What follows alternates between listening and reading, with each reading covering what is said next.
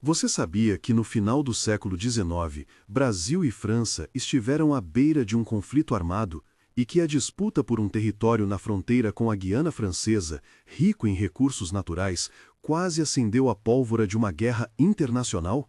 Essa é a história do contestado franco-brasileiro, uma intrincada trama diplomática que se arrastou por décadas e que, em 1895, atingiu seu ponto de máxima tensão, com mobilizações militares de ambos os lados, tudo por causa de uma indefinição fronteiriça e a cobiça por commodities valiosas. Hoje, vamos mergulhar nos detalhes de como a diplomacia brasileira, liderada por uma figura lendária, conseguiu evitar um embate sangrento e garantir a soberania nacional sobre uma vasta e estratégica área.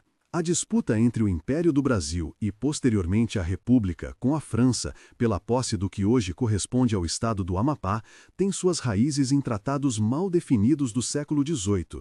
Desde o Tratado de Utrecht de 1713 e o Tratado de Madrid de 1750, a linha divisória entre as possessões portuguesas e francesas na América do Sul era ambígua. A questão gerava em torno de qual rio seria considerado o Oiapoque mencionado nos acordos. Para os franceses, era o rio Araguari, o que lhes daria uma fatia muito maior de território. Para os brasileiros, era o rio Vicente Pinzon, ou o próprio Oiapoque atual, mantendo a fronteira mais ao norte. Essa vasta área, conhecida como Amapá, ou na nomenclatura da época, o território do contestado franco-brasileiro, era uma região de densa floresta amazônica, rios caudalosos e, mais importante, de incalculáveis riquezas naturais. O fim do século XIX marcou uma era de febre de ouro e borracha na Amazônia.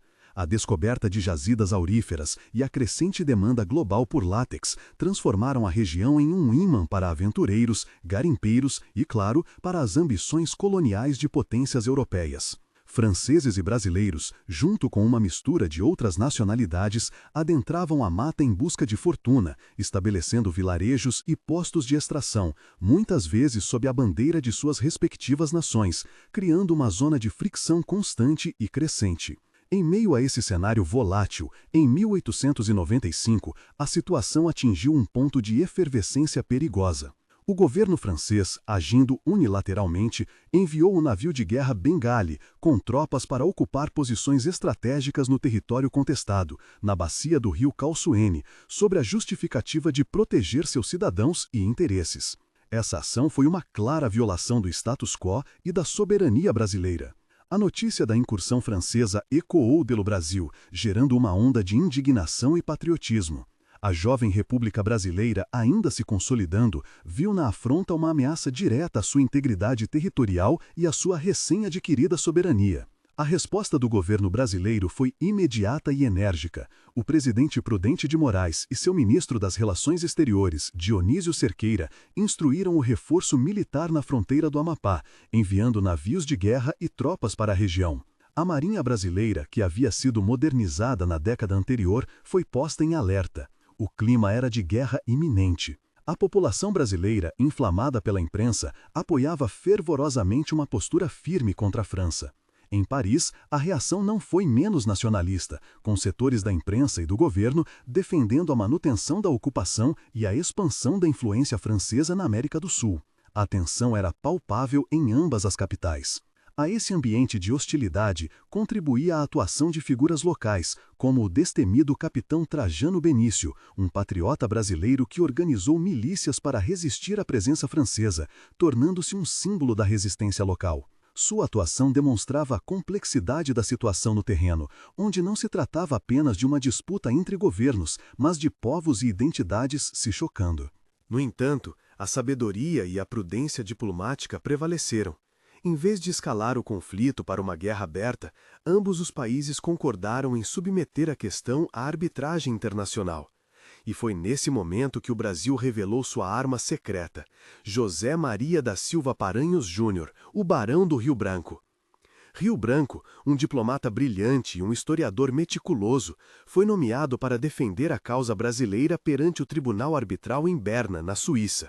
Sua tarefa era hercúlea, compilar séculos de documentos, mapas, tratados e depoimentos para provar, irrefutavelmente, a legitimidade da reivindicação brasileira. Ele se dedicou incansavelmente à pesquisa, mergulhando em arquivos europeus e brasileiros, construindo um dossiê que se tornaria um marco na história da diplomacia. O memorável trabalho de Rio Branco resultou em uma coleção de mais de 16 volumes, os chamados Memorandos, que destacavam com precisão histórica, geográfica e jurídica os argumentos brasileiros. Sua argumentação não se baseava apenas em tratados antigos, mas também no princípio do uti possidetis, que estabelecia que as fronteiras deveriam seguir as linhas de ocupação efetiva e continuada. Ele demonstrou que a presença portuguesa e subsequentemente brasileira na região contestada era anterior e mais consistente do que a francesa. A arbitragem foi presidida pelo presidente da Confederação Suíça, Walter Hauser, e após anos de deliberação, em 1º de dezembro de 1900, a sentença foi proferida. A decisão foi uma vitória esmagadora para o Brasil. O Tribunal Arbitral reconheceu a maior parte do território contestado, cerca de 260 mil quilômetros quadrados, uma área maior que muitos países europeus, como pertencente ao Brasil, estabelecendo o rio Oiapoque como a fronteira definitiva com a Guiana Francesa. Essa vitória diplomática foi um triunfo notável para o Brasil e consolidou a reputação do Barão do Rio Branco como o maior diplomata da história do país. Curiosamente, a área em disputa, embora remota, possuía riquezas que iam muito além do ouro, incluindo vastas extensões de seringueiras e uma biodiversidade incalculável, que se tornariam cruciais para a economia regional. A resolução pacífica desse contencioso se tornou um exemplo paradigmático de como a negociação e a arbitragem internacional podem evitar conflitos armados e garantir a justiça. O episódio do contestado franco-brasileiro não é apenas uma nota de rodapé na história das fronteiras sul-americanas, é um testamento do poder da diplomacia, da perseverança e da pesquisa histórica. Ele nos lembra que, mesmo nas situações mais tensas e diante das maiores potências, a argumentação sólida e a defesa incansável dos princípios podem prevalecer. A crise de 1895, que por pouco não arrastou duas nações para a guerra, terminou não com o estrondo de canhões, mas com a caneta de um árbitro, e deixou como legado uma fronteira clara e a consolidação da paz regional. A história do Barão do Rio Branco e sua vitória na questão do Amapá é um lembrete vívido da importância de conhecer o passado para construir um futuro de cooperação e respeito entre as nações. Deixe nos comentários qual outro fato desconhecido da diplomacia brasileira você conhece.